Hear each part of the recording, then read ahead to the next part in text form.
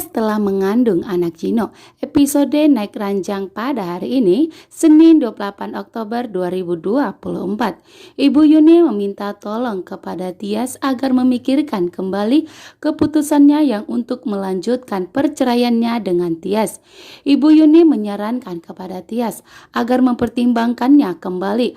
Rasanya tidak adil bagi Tias di saat Tias hamil muda seperti ini. Tias harus mengalami pernikahan yang begitu tragis.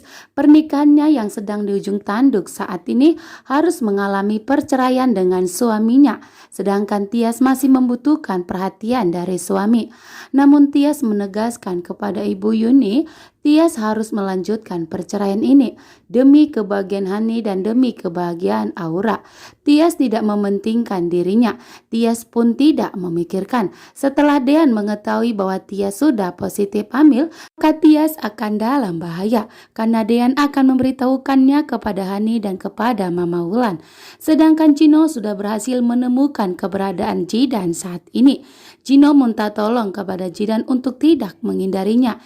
Gino hanya ingin mengetahui siapa sebenarnya Tiara, yaitu pacar dari Jidan yang telah menipu ayahnya Pak Farhat. Sehingga Gino ingin mengetahui sekali dari Tiara wanita misterius tersebut. Sedangkan Jidan belum siap untuk membongkar kejahatan dan kebohongan Hani karena Jidan masih meneror dan mengancam Hani untuk tidak pernah meninggalkan Jidan lagi.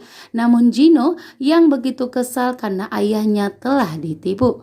Pak Farhat telah berhasil menemukan di mana keberadaan Hani saat ini dan segera menghubungi anak buahnya untuk menangkap Hani dan mengorek semua informasi mengenai Tiara, di mana Tiara tinggal. Kali ini Pak Farhat tidak akan membiarkan Hani bebas lagi, sedangkan Hani pun tidak mengetahui bahwa Pak Farhat sudah mengikutinya, begitu juga dengan anak buahnya. Kali ini Hani harus bisa ditangkap. Identitas Hani pun harus segera dibongkar. Itulah janjinya Pak Farhat yang telah ditipu oleh Hani, telah mengambil semua harta milik Gino dan telah ditipu oleh Hani. Sesampai di rumah, Hani pun kembali menangis histeris.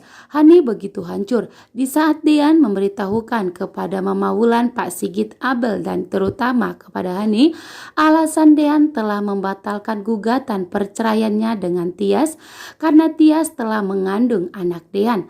Hani pun menangis histeris. Hani pun begitu hancur, sedangkan Pak Sigit begitu bahagia. Akhirnya Tias dan Dean tidak jadi bercerai. Namun berbeda dengan Tante Wulan. Tante Wulan yang begitu sayang kepada Hani ikut hancur melihat Hani menderita.